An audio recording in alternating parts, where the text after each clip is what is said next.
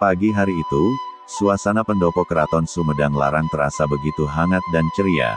Berita kepulangan Raden Angkawijaya yang terkenal sangat tampan dan rendah hati telah membuat semua orang di lingkungan keraton merasa senang dan gembira. Sementara itu, setelah berpamitan dengan Nyimas Setiasih sang ibunda, Raden Angkawijaya bergegas menuju pendopo untuk menemui ayahnya, yaitu Pangeran Santri. Setibanya di pendopo, Raden Angkawijaya segera mengambil tempat duduk di hadapan singgasana ayahnya yang tampak masih kosong. Tak lama berselang, setelah salah seorang punggawa memberitahu kehadiran Raden Angkawijaya, Pangeran Santri terlihat memasuki pendopo, diiringi oleh 4 orang lelaki gagah dan bertubuh tinggi besar.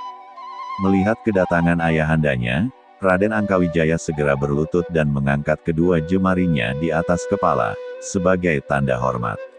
Pangeran Santri tersenyum senang, lalu duduk di singgasana, sementara keempat lelaki yang mengiringinya, duduk berdampingan dengan Raden Angkawijaya. "Anak King, Angkawijaya, bahagia sekali engkau mau segera pulang, setelah menerima pesan dari ayahmu ini. Itu tandanya, engkau adalah seorang anak yang berbakti," kata Pangeran Santri. "Anakmu menghaturkan sembah bakti ayahanda. Ada apa gerangan, yang membuat ayahanda memanggil anakmu ini untuk segera pulang?" "Hamba merasa, belum cukup ilmu yang hamba pelajari di Pajang," jawab Raden Angkawijaya. "Bagus anakku, aku merasa senang bahwa dirimu masih merasa belum cukup ilmu. Itu tandanya orang yang mau belajar dan rendah hati. Tapi dirimu sekarang, mendapat amanat yang maha besar dari kerajaan Pajajaran," kata Pangeran Santri tegas. "Amanat apa kiranya ayahanda?" tanya Angkawijaya. Lalu Pangeran Santri memperkenalkan Raden Angkawijaya dengan keempat orang Kandagalante, utusan Prabu Surya Kancana. Mereka adalah Batara Sang Hyang Hawu, Batara Pancarbuana, Batara Dipati Wiradijaya dan Batara Sang Hyang Kondang Hapa. Selain itu ditunjukkan juga warisan Mahkota Binokasi Sang Hyang Pake, yang melambangkan bahwa Raden Angkawijaya, sebagai penerus terah kerajaan Pajajaran selanjutnya. Tidak lama berselang, Raden Angkawijaya dinobatkan sebagai Raja Kerajaan Sumedang Larang, dengan gelar Prabu Gesan Ulun. Sementara itu, keempat Kandagalante dari Pajajaran diangkat sebagai patihnya. Adapun Pangeran Santri dan istrinya Nyimas Setiasih, memilih memundurkan diri dari keraton dan mengasingkan diri untuk lebih mendekatkan kepada Tuhan. Tidak terasa roda dan putaran waktu, 5 tahun berselang, Prabu Gesan Ulun pergi ke Lemah Jawa, mengunjungi Sultan Hadiwijaya di Kerajaan Pajang untuk bersilaturahmi sekaligus mengucapkan terima kasih, dan memberi kabar tentang pengangkatannya sebagai Raja Kerajaan Sumedang Larang. Ditemani oleh keempat patihnya, yaitu Batara Sang Hyang Hawu, Batara Pancarbuana, Batara Dipati Wiradijaya, dan Batara Sang Hyang Kondang Hapa, mereka berangkat ke Kesultanan Pajang di daerah Surakarta. Setibanya di Kesultanan Pajang, Prabu Gesan Ulun diberitahu bahwa Sultan Hadiwijaya telah wafat beberapa tahun yang lalu. Setelah mengucapkan belasungkawa dengan keluarga besar Kesultanan Pajang, Prabu Gesan Ulun bergegas pamit untuk kembali ke Kerajaan Sumedang Larang. Sepanjang perjalanan pulang sambil menunggang kuda, sang Prabu terlihat murung dan tidak banyak berbicara. Patih Batara Sang Hyang Hawu sebagai seorang yang sakti mandraguna, weruh sadurung winara akhirnya bertanya, "Kanjeng Gusti Prabu, ada apakah yang mengganggu hatimu?" Sementara itu, Prabu Gesan Ulun hanya tersenyum pahit, tidak menjawab sepatah kata pun. "Kanjeng Gusti Prabu, hamba punya usul, sebelum kita kembali ke Sumedang Larang, alangkah lebih baiknya kita mampir ke Kesultanan Cirebon menemui Sultan Panembahan Ratu." "Bukankah beliau masih kerabat Kanjeng Gusti Prabu?" sambung Patih Batara Sang Hyang Hawu. "Kenapa kita harus mampir ke sana Kakang Patih?" tanya Prabu Gesan Ulun. Patih Batara Sang Hyang Hawu tersenyum penuh arti lalu berkata, "Kanjeng Gusti Prabu lebih tahu apa maksud hamba. Obat dari kesedihan Gusti Prabu hanya dapat ditemukan di sana," jawab Patih Batara Sang Hyang Hawu. Akhirnya, setelah dibujuk sedemikian rupa oleh Patih Batara Sang Hyang Hawu, Prabu Gesan Ulun dan rombongan memutuskan untuk mampir ke Kesultanan Cirebon. Tapi ingat Kakang Patih, kita mampir ke sana hanya untuk bersilaturahmi kepada Kakanda Sultan Panembahan Ratu. Tidak ada maksud lain, tegas Prabu Gesan Ulun. Patih Batara Sang Hyang Hawu mengangkat kedua jemarinya di atas tangan, sebagai tanda menyetujui ucapan Sang Prabu. Sementara itu, ketiga patih lainnya hanya saling pandang, tidak mengerti apa yang sedang dibicarakan oleh Prabu Gesan Ulun dan Patih Batara Sang Hyang Hawu. Setibanya di Kesultanan Cirebon, Prabu Gesan Ulun disambut hangat penuh kekeluargaan, karena selain mereka berkerabat, ternyata Sultan Panembahan Ratu dan istrinya Ratu Mas Pajang, adalah teman nyantri Sang Prabu saat di Kesultanan Pajang.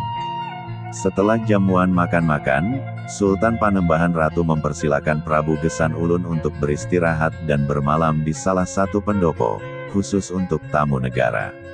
Sementara itu, Patih Batara Sang Hyang Hawu dengan ketiga patih lainnya, dipersilakan untuk beristirahat di salah satu rumah yang berada di sekitar pendopo. Menjelang tengah malam, Patih Batara Sang Hyang Hawu membangunkan ketiga patih lainnya dan memintanya untuk berjaga-jaga. Rai patih semuanya, aku harap malam ini kalian berjaga-jaga mengawasi pendopo tempat Gusti Prabu beristirahat. Aku khawatir terjadi sesuatu yang tidak diinginkan, kata Patih Batara Sang Hyang Hawu. Sendika Kakang Patih, tapi apa yang harus khawatirkan? Tanya Patih Batara Pancar Buana. Sudahlah Rai Patih, apapun yang terjadi, aku harap kalian bertiga tetap waspada. Malam ini aku akan pergi sebentar karena ada yang harus diselesaikan, tegas Patih Batara Sang Hyang Hawu sambil menatap tajam kepada ketiga patih lainnya. Patih Batara Pancar Buana, Patih Batara Dipati Wiradijaya dan Patih Batara Sang Hyang Kondang Hapa hanya bisa terdiam. Semenjak perjalanan pulang dari Pajang ke Cirebon, mereka merasa bahwa ada sesuatu yang disembunyikan oleh Prabu Gesan Ulun dan Patih Batara Sang Hyang Hawu. Tidak lama kemudian, Patih Batara Sang Hyang Hawu bergegas keluar, dan dengan kesaktian yang dimilikinya berkelebat sangat cepat ke arah timur, menuju ke komplek bangunan keputren tempat para putri istana tinggal. Kehebatan ilmu yang dimilikinya terlihat jelas. Dia melompat dari satu atap ke atap lainnya dengan enteng dan ringan serta tanpa suara. Dia menuju ke atap salah satu keputren yang terlihat cukup mewah. Dilihatnya para punggawa sedang berjaga-jaga di gerbang keputren. Wah wah wah, ketat juga penjagaan di sini. Lebih baik aku sirap dulu para penjaga, supaya mereka tertidur, batin Patih Batara Sang Hyang Hawu. Kemudian dia memejamkan matanya dan merapalkan mantra. Hasilnya terlihat jelas, beberapa saat kemudian terlihat para punggawa sudah tertidur pulas di depan gerbang keputren. Setelah dirasa cukup aman, Patih Batara Sang Hyang Hawu melayang turun ke halaman keputren. Dia lalu mengendap-endap memasuki gerbang kaputren yang mewah dan sepertinya disediakan khusus untuk putri atau selir sultan. Didorongnya pintu salah satu kamar yang berada di keputren tersebut, dan terlihat di dalam kamar seorang wanita cantik sedang tertidur pulas di atas tempat tidur yang sangat mewah. Saking pulasnya sang putri tidak sadar kalau kainnya terangkat, memperlihatkan betis dan sebagian pahanya yang putih mulus. Ladalah, sungguh cantik perempuan ini, pantas saja Gusti Prabu sampai kapeng peongan, batin Patih Batara Sang Hyang Hawu, sambil tersenyum sinis. Maafkan aku Nyi Mas Putri. Dirimu akan kujadikan alat untuk membalaskan dendam seluruh rakyat Pajajaran, ujar lirih Sang Patih sambil mendekati tempat tidur sang putri. Sang Batara pun teringat akan pakuan yang dibakar habis tanpa sisa, dan Pajajaran yang telah runtuh dengan ribuan korban jiwa rahayat yang tidak berdosa. Tiba-tiba wajah Prabu Surya Kancana, Sang Nalendra dan Siliwangi terakhir Pajajaran, yang tampan dan berwibawa, sebelum Ngahyang, tergambar jelas di wajahnya. Semua kesedihan, kepedihan, kekecewaan dan rasa nalangsa yang luar biasa, telah berubah menjadi dendam dan amarah yang membuncah dan menggelegak di dadanya. Dia tidak habis pikir, betapa teganya, penguasa Banten dan Cirebon melakukan itu semua terhadap saudaranya sendiri, Kerajaan Pajajaran. Selama berdirinya Kerajaan Pajajaran, para penguasa dan Nalendra Pajajaran tidak pernah mengganggu, mengusik, apalagi menyerang mereka. Tapi itulah kehidupan, hawa nafsu serakah akan harta, tahta dan kekuasaan, bisa membutakan segalanya. Dan itulah kehidupan.